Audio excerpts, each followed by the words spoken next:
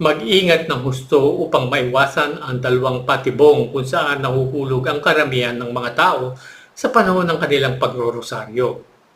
Ang una ay ang panganib ng hindi man lang humiling ng anumang mga grasya, kaya't wala silang maitugon kung tatanungin kung ano ang kanilang intensyon. Kaya sa tuwing magdaraos ka ng iyong rosaryo, siguraduhin humingi ng ilang espesyal na biyaya o kabutihan o lakas upang madaig ang ilang mga kasalanan.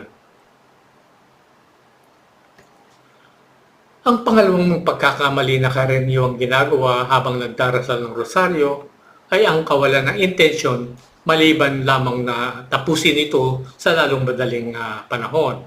Yung bang lagi kang nagmamadali.